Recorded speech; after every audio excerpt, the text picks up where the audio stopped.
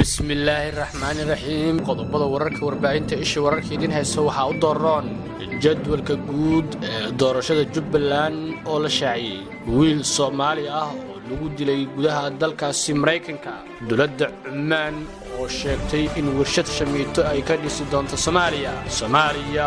oo wafdi u diraysa shir ka dhici doona magaalada Nairobi ee Kenya xilli xiisada Kenya iyo Soomaaliya ay sii kordhayso iyo Cali Gacal oo ku baaqay xalinta tabashada beelaha Galmudug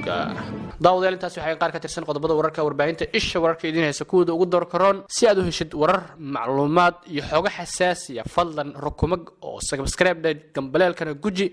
saaxiibadaadana share u dheh si ay u helaan barteen YouTube-ka markaan soo gelino wararkii ugu dambeeyay ee Soomaaliya iyo caalamka daawadayaal markaana ku soo dhawaada warkii oo faahfaahsan jadwalka guud ee doorashada Jubbaland ayaa la shaaciyay guddiga madaxa bannaan ee doorashooyinka dowlad goboleedka Jubbaland ayaa soo saaray jadwalka guud ee doorashada gudoomiyaha baarlamaanka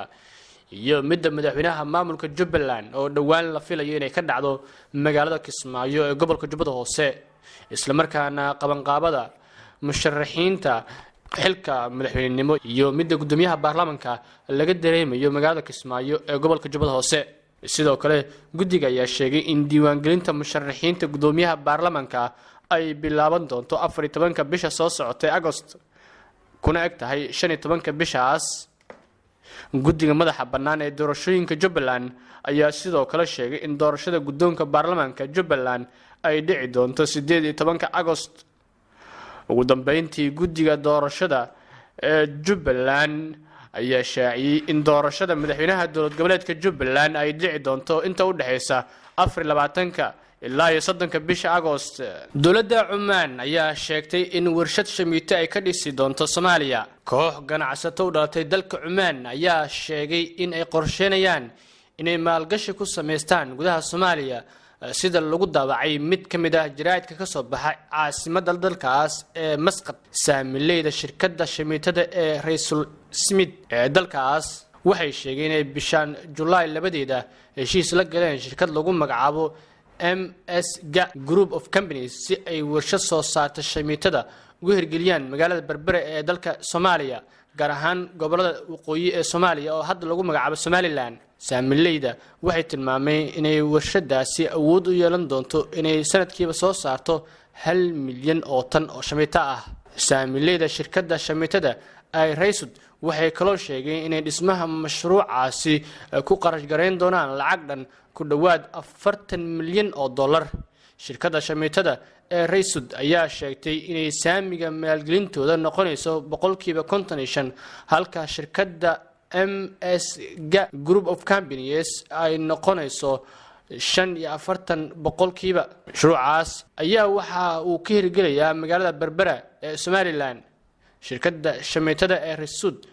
ayaa la sheegay inay tahay shirkadda ugu wax soo saarka ballaaran ee shamiitada ee dalka Cumaan waxayna ka howlgalaan dalka Yemen bariga Afrika iyo dalalka kaabiga ku haya badweynta Hindiya dowladda Soomaaliya ayaa qorsheynaysa in wafdi ay u dirto magaalada Nairobi ee Kenya oo halkaas uu ka dhacayo shir iyadoo xiisada dowladaha Soomaaliya iyo Kenya u dhaxaysana uu sii kordhayo shirweyne heer goboleed oo looga hadli doono la dagaalanka waxa ay reer galbeedku u yeeraan argagixisada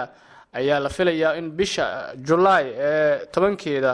uu ka dhacayo magaalada Nairobi ee Kenya iyadoo xogayaha guud ee qaramada midoobay Antonio Guterres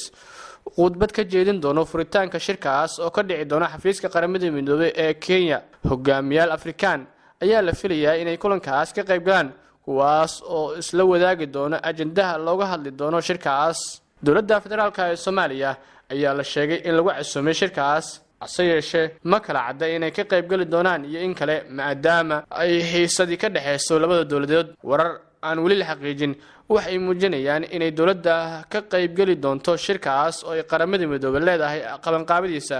balse mana kala cadda heerka darajo ee wafdiga dowladda ay u direyso Kenya qabashada shirweynaha ka furmi doona Nairobi waxa uu ku soo beegmay iyadoo khilaaf xooggan oo diblomaasiyadeed ka dhex aloolsan yahay dowladaha Soomaaliya iyo Kenya oo ay adkaan doonto in si fudud lagu xaliyo qodobada la isku hayo ay ka mid yihiin sheegashada Kenya ay sheeganayso qayb ka mid ah badda Soomaaliya iyo faragelinta arrimaha gudaha Soomaaliya gaar ahaan deegaanada Jubbaland. dhinaca kale xogayaha guud ee qaramada midoobay Antonio Guterres iyo madaxweynaha Kenya Uhuru Kenyatta ayaa la filayaa inay kulan qaas ah ku yeeshaan Nairobi, inkastoo aan wali la cadeyn ajandaha ay isla gorfayn doonaan. Aseeshe warar hoose ayaa sheegaya in madaxweyne Uhuru Kenyatta uu xogayaha qaramada midoobay uu ka codsanayo in ay wax ka qabtaan arinta Kenya ay sheeganayso ee badda Soomaaliya oo qaramada midoobay arintaas ay ilgaara ku hayso. Cali Gacal Casir ayaa ku baaqay xalinta tabashada beelaha deegaanka Galmudug. War-saxaafeed oo soo saaray gudoomiyaha baarlamaanka maamulka Galmudug Cali Gacal Casir ayaa waxa uu kaga hadlay xaaladda Galmudug iyo shirka dib u heshiisiinta ee la filayo inuu ka qabsoomo Galmudug. gudoomiyaha baarlamaanka Galmudug Cali Gacal Casir ayaa marka hore xukuumadda Soomaaliya uga mahadceliyay qorshaha xalinta khilaafaadka Galmudug iyo dhismaha Galmudug midaysan xilli uu wado qorshahaas ra'iisul wasaaraha Soomaaliya Xasan Cali Khayre. waxa uu sheegay inuu soo dhaweeyay shirka dib u heshiisiinta Galmudug ee dhawaan la filayo inuu ka qabsoomo Dhuusamareeb, waxaana xukuumadda Soomaaliya ugu baaqay inay xoog ku bixiso xalinta tabashada beelaha deegaanada Galmudug sidoo hadalku dhigay. ugu dambeyntiina Mareykanka ayaa lagu dilay wiil Soomaali ah. booliiska magaalada Egan ee gobolka Minnesota ee dalkaasi Mareykanka ayaa sheegay in nin Soomaali ah lagu dilay toogasho ka dhacday magaaladaas. marxuumka la dilay oo la oran jiray Isaaq Cabdiraxmaan Aadan ayaa la sheegay inuu ku geeriyooday israasaaseen dhex martay isaga iyo xubno ka tirsan booliiska. sida laga soo xigtay baarayaasha waxay sheegeen inay saraakiisha toogteen ninkan xilli ay baacsanayeen isagoo watay qori, waa sida ay hadalka u dhigeen. saxaafi ka tirsan warbaahinta KSTP ayaa sheegay inuu arkay saraakiisha booliiska oo isku geedaamay halkii uu ku sugnaa marxuumka lana toogtay markii uu diiday in uu qoriga iska dhigo. warkii daawadayaal xilligan idinkaga iimaanayay warbaahinta isha wararka waa nageynta.